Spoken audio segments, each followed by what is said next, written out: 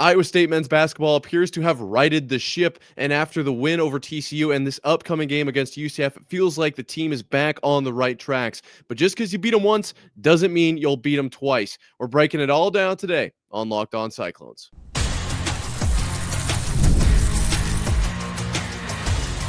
You are Locked On Cyclones, your daily podcast on the Iowa State Cyclones, part of the Locked On Podcast Network. Your team every day. Welcome in to Locked On Cyclones, part of the Locked On Podcast Network, your team every day. Shout out to you for being here every single day and making this your first watch or listen of the day, wherever you go about doing that. I appreciate it more than you know. Be sure to subscribe so we can prove once and for all that it is, in fact, a Cyclone state. And ladies and gentlemen, it's time to dive right into this immersive episode where we are talking all things men's basketball. You may be thinking, we're just facing UCF, Nick. What are you doing? Well, we scored 108 points last time we played them. Why are we doing a whole episode on this? This is overkill. I'm going to be completely honest with you. I'm going to be 100% candid with you. I am taking every game so seriously now from here on out. It's not even funny. Okay.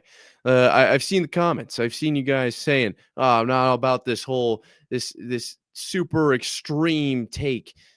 I think it's more than that. I don't want to lose. Okay. I'm tired of losing. I need to convince myself that we are now a championship caliber team with Milan back. I don't want to see another L put up on the scoreboard or I guess in the box score, wherever that would go for Iowa State from here till the end of eternity, really. But the rest of the season, very doable. Okay. And so that is why we're diving in deep on UCF today. As they'll play them tonight. I think it's at 6 p.m. is the tip-off for that. Now, let's take a quick look at UCF just so we have a little bit of context. Then we're going to talk offense, then defense. Then we'll do a full preview, and we'll go more into this stuff I'm talking about now.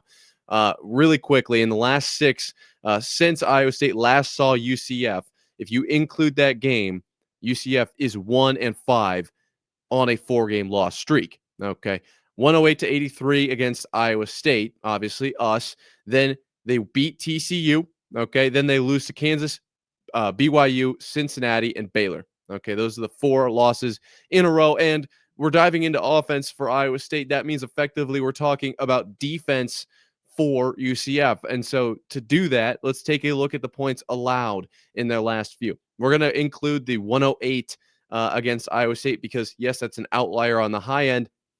But the outlier comes on the other side of things in the next game against TCU where they only allow 58. Okay, so we've seen them basically allow 60 and basically allow 110. Now, everything else falls in the middle, albeit on the higher end of that spectrum. In the last 4, they've given up 91, 81, 93, 91. So those 4 alone, the average is sitting at like 88. And then you include the other 2, and it'll pull it down just slightly because of 60 being further away, I think.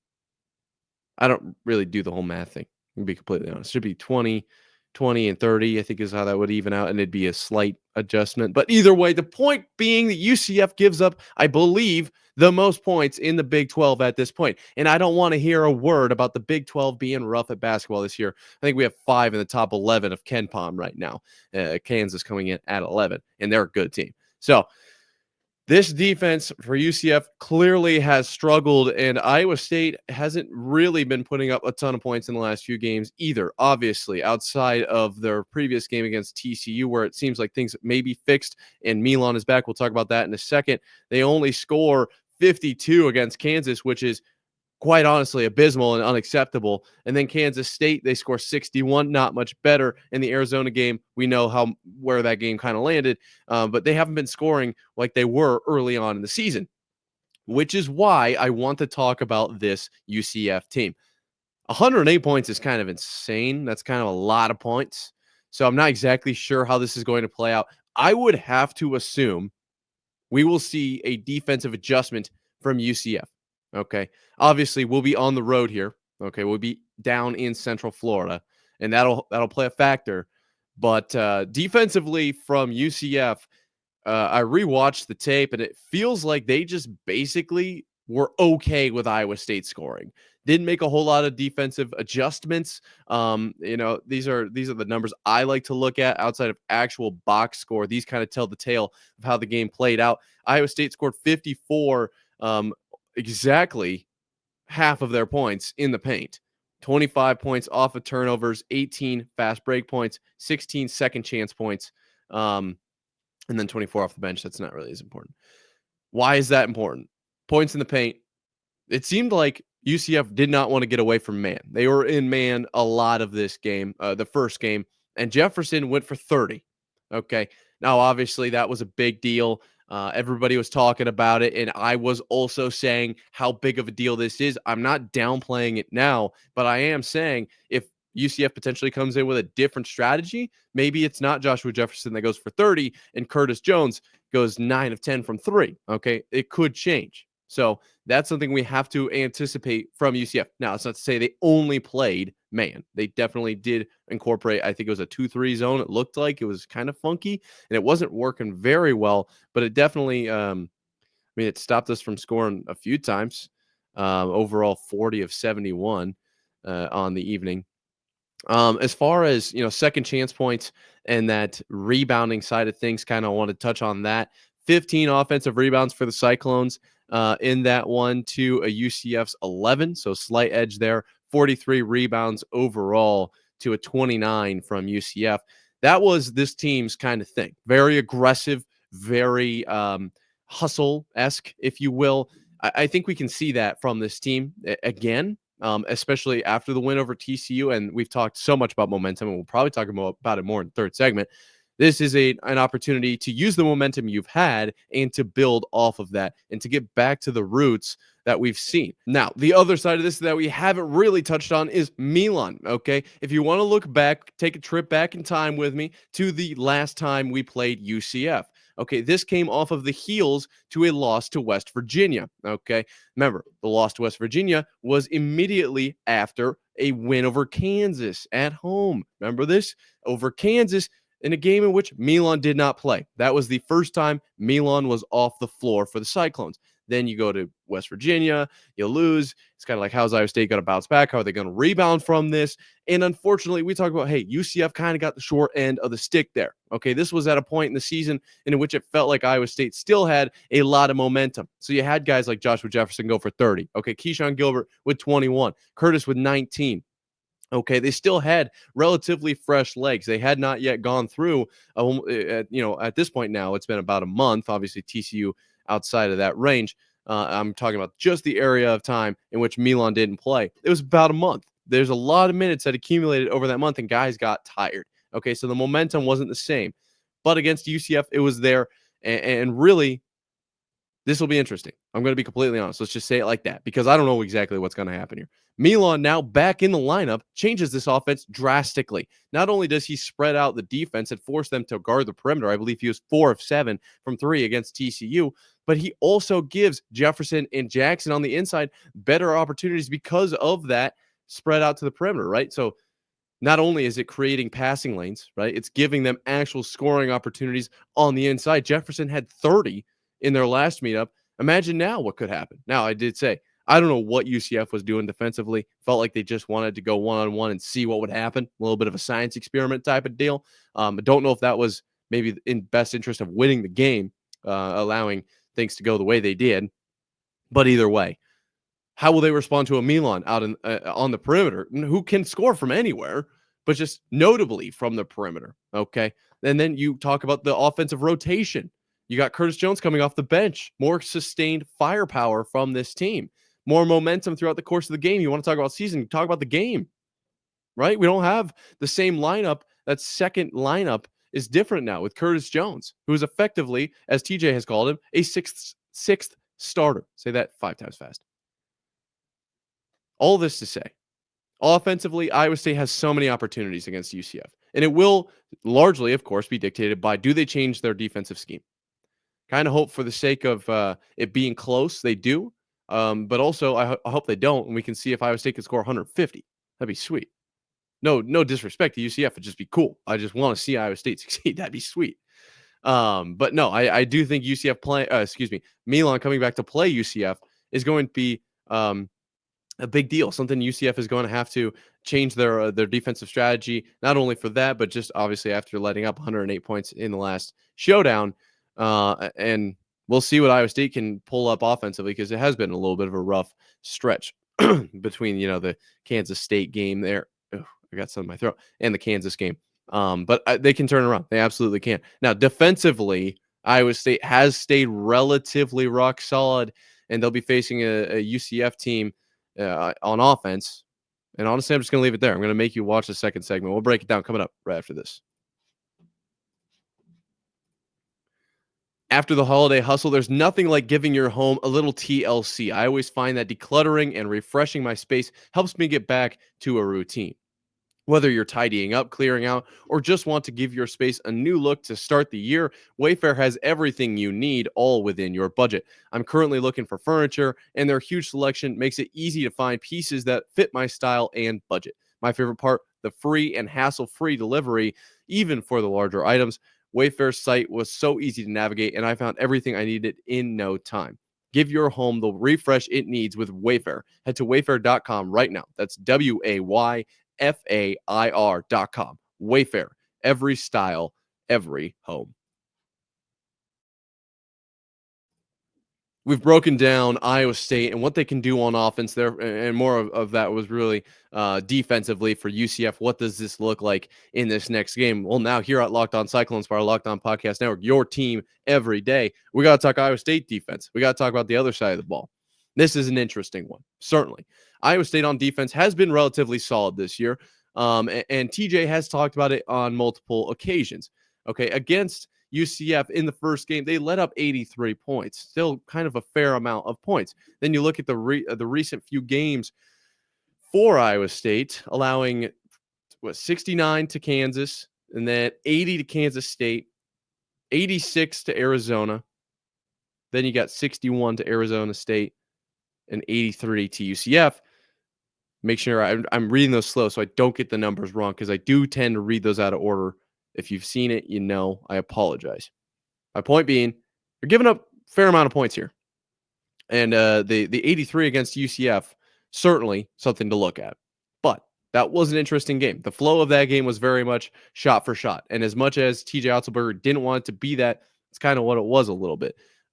Jordan Ivy Curry had 24 points, was 6 of 9 from 3. Okay, some guys are just going to go lights out at times. Keyshawn Hall had 13 of his own. Those were the only two guys with double digits in this one, but a massive group effort from UCF first time these two teams play. Defensively for Iowa State, what needs to happen? We need to get back to the roots. Okay, this team needs to get back to where they were,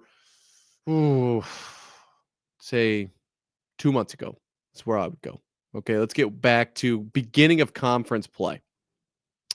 If you remember back, obviously starting against Colorado, but then it was that stretch against Baylor and Utah, really, 2 games. But then you could go even into the Kansas game with the Texas Tech being a semi-outlier there, where if you don't include Texas Tech, Iowa State gives up 55, 59, and 57 in 3 of those games. Obviously, the fourth one being Texas Tech, where they gave up 84, but they scored 85.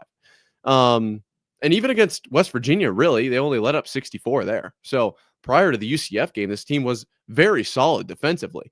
And what was kind of the I don't want to say the cornerstone of that, because this team is good in more than one way, but really defensively rebounding the ball big time. Okay, got to go up with 2 hands, come down with it, get it up the court, and then also just aggressiveness. This team will dive on the ball, and it's very aggressive in double teams. Now, we've seen that work, and we've seen it not work, okay? Unfortunately, that's kind of how we started the season. I said, hey, this team might be a little bit too aggressive. Might be. But also, that kind of tended to be the reason they won a few games. Just the course of the game. Obviously, it wasn't any one play, but over the course of a game, you tire a team out doing that. Okay, now, the other thing I'd like to touch on here is defensively, this team, okay, TJ Otzelberger has talked about it a lot. This team almost needs the transition, the steals. Okay. As I mentioned, obviously in this first meetup against UCF, what was it? 25 points off of turnovers, 18 in the fast break. That's pretty substantial. And where does that start? Well, defensive rebounds, getting the ball up the floor, but steals. Steals is the other one. Iowa State leads the Big 12 in steals right now, unless it maybe changed. There are games going on. But in the last game, excuse me, I don't know why my brain just turned off for a second there. They had 16 steals against UCF. Huge, big time, macho, big deal. All right, that's gonna help. That's gonna help. Got to be quick. Got to be fast. Okay, and this team can do it. This team absolutely can do it. Also, this isn't defense, but we got to obviously. I need to say this. Got to prevent turning it over. Okay, had 10 turnovers in that one. Now, 19 turnovers for UCF, and then 16 of those being steals. Very good ratio. Very good ratio. Okay, much better than 19 to 10, which is what that turnover to ratio, or turnover to wait, is that right? No, 10 is 10 to 5. Excuse me, 10 to 5, 50% there. So Iowa State stealing and only dead ball turnover is it's a fair trade, but you don't want to turn the ball over at all, really, is what I'm trying to say here. And this team can do that. But defensively, this is where we're heads at right now in this contest. Need to shut down Jordan Ivy Curry. Gonna be and sometimes he's gonna be on and sometimes he's gonna be off. Okay. On the night, shot 8 of 14. That's gonna happen sometimes. 6 of 9 from 3 is going to happen. Okay. But you need to shut down kind of the guy to force the rest of the team to stand up. Now we've seen they can. Okay, they kind of split their 83 points between. I mean, you could go deep into this roster all the way down to what would that be? 2, 4, 6. Their eighth scorer with coming away with 5. But they were pretty even outside of Jordan Ivy Curry. So you shut down Jordan Ivy Curry, force the other players on UCF to find a way to get the ball in the bucket. And what happens? What happens? This team's got to fly around. Now, the other thing with this team specifically, I feel like I've been talking in wide ranges here, is they absolutely need to close out on the 3. Okay. Now, in the first game, these two teams, UCF shot 45.8% from 3. Nothing crazy, obviously, good number, but nothing like 70% or something ridiculous. But it's still something Iowa State needs to work on. Absolutely. And the other thing that I have seen, and maybe I'm wrong, but it's off of screens. This team seems to struggle at times off of screens. It feels like they can be lost at times, defensive assignments. But this team, it can be aggressive inside in the boards. And really, if you get beat on a few screens, and I mean, they might miss, maybe it's not UCF's night. Never want to leave it up to chance, but it's certainly something that could happen. Okay. Now, this team with Milan back, I'll be very interested. Defensively, Milan does add something to this team. This team is interesting in the fact that we've talked about it 100 times, is their hockey style rotation. Okay. TJ likes to go about that 3-minute, he says 2 to 3. I feel like that's too short, but 2, 3, 4-minute stint where players are out on the floor, giving it their all, and then they're subbing more consistently and they're going hard more times. With Milan back in rotation, of course, that's more guys, and that therefore lessens the minutes that each guy has to kind of take on. Okay. That's going to help this team out. It is. It's going to help this team get their feet back underneath them, their legs back, and that mojo back. Then, of course, you factor in the fact that Milan has completely fresh legs outside of a TCU game, which I believe he only played 22 minutes of because it was kind of a not close game. And also he's coming back, right? So I think this team is in a very great spot defensively. Okay, and I really can't wait to dive into. I'm going to talk a little bit about my pick, in this final segment here. But I think this one could really get away from UCF. I think Iowa State is very, very strong in this one. And honestly, it's a great segue. Let's talk about that. We'll do it coming up right after this.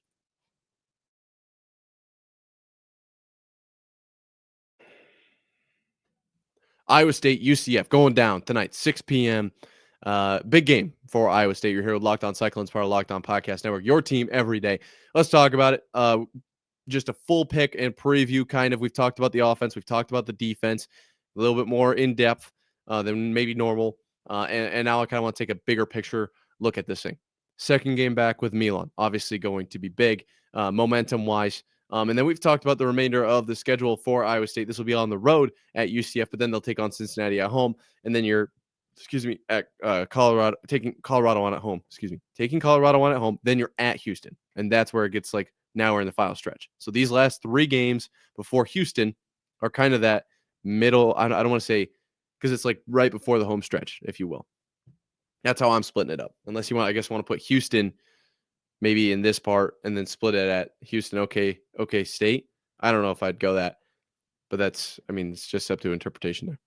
This is a big one. You got to see what you can do with Milan back on the floor. The team needs to be able to feel what it's like to have less minutes in the game, just due to that higher rotation. Then obviously you lose to a UCF. What does that do to a team? Well, you beat them. You scored 108 points on them after a loss to West Virginia without a Milan. What happens if you only put up 60? Okay. In this one, you lose. Maybe it's a close one. Maybe it's 60 to 200. I don't know. Both are going to have different effects, but either way, you lose the game, and we're back up here again. We're back up in the head where this team just can't be. This team is so free when they just go and they just play basketball. They're great, but they have to, win. Winning helps that. You can stay out of your own head that way.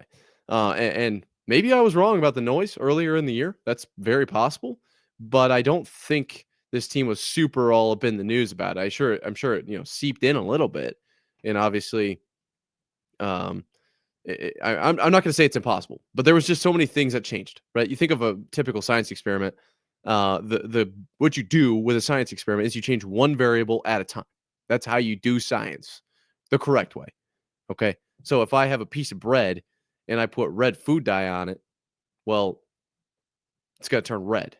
Okay.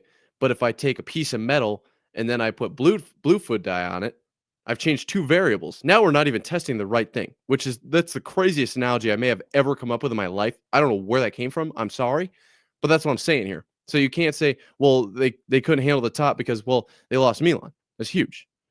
Well, they couldn't handle no Milan because of this, that, and the other. Okay, well, they were also on the road a lot and had a very tough stint. With an Arizona, Kansas State, KU on the road. Arizona State, obviously, pretty good team too. And West Virginia, very strong defensively, if you want to go that far back. This team's been through the gauntlet. We've talked about how strong the Big 12 is. And there's, for some reason, a lot of people talking about this team this conference, this league isn't quite what it used to be. No, I think we have 5 in the top 11 of KenPom right now. It's still very good team, or good league.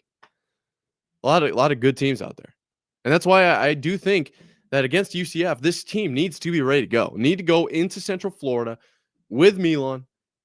Mojo's got to be high. Vibe's got to be high. And you got to go play your game, okay? There's no messing around. There's no assuming that we're going to just score 110 points. No, you earn those points. You're not giving them. So you need to go get them. This is still a team that can beat you. This is still a team that beat a Texas A&M, granted, a long time ago, but still a team that can get you. They can score a lot of points.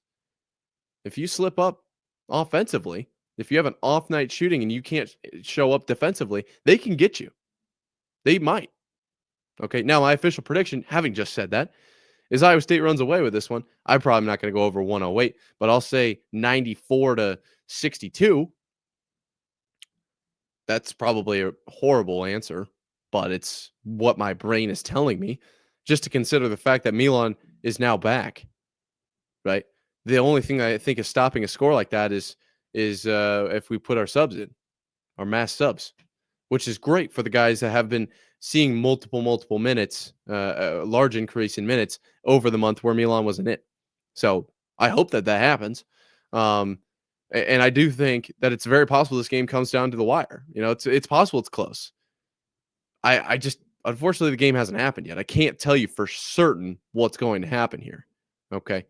But my pick is an Iowa State runaway win. And what does that mean? Like I said, the momentum. More ways than one. This team as a whole needs to build momentum. 3-game losing skid. Everybody was talking about it.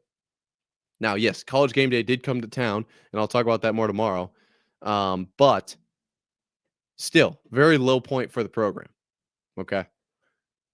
This, obviously, the win over TCU, then this game would be a 2-game win streak. The program is going to start to see kind of the vibes boosted. But guess what else? One guy in particular, Milan. Okay. Now, Milan on this team has only lost one time. I feel like we should note that. On this team, Milan has only lost one time, and it was to Auburn on a last-second tip-in.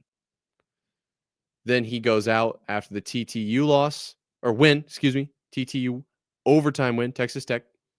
They beat Kansas, and then it's a rough patch of games. Now he's back. Where's he at mentally? Where is this team at mentally? That's something we overlook all the time is the mental state of these players. These are still college kids. Okay. I I am very fresh out of college. Okay. I will admit that. I understand what it's like to have tests and all this pressure for these exams and the homework assignments I got to constantly be getting done. Now, granted, I didn't have the honor of playing for Iowa State, so I don't know exactly. They probably got it even harder than I do. Okay, but I can tell you, it's easy to forget once you're out. Oh yeah, I don't have an assignment due Tuesday night. They don't either. They're just out there playing ball. I'm just saying. They're still humans at the end of the day. Where are they at mentally with this whole thing? And the momentum is going to be something that this team absolutely needs to go into the postseason. Okay. And then on top of the team, as I've just said, Milan. Now, offensive identity, defensive identity, that aggressiveness, all of that can and probably will hopefully be established in this game against UCF as well. That's how that needs to happen. Okay. Now, standings wise, we've talked about it. Iowa State needs to win this one to stay in the race for regular season win, top of the regular season standings.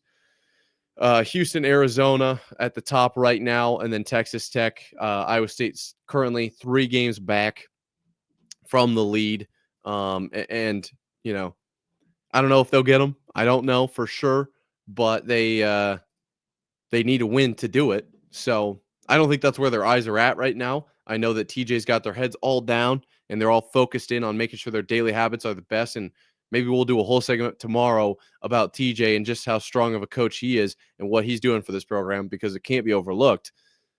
But outside of that, I think he's got them all buried down. Just one good practice after another. Let's get our daily habits right and come back. Obviously, you get this win. That's 2 in a row. Then you can just build. You can build from there. And this team can do it, man.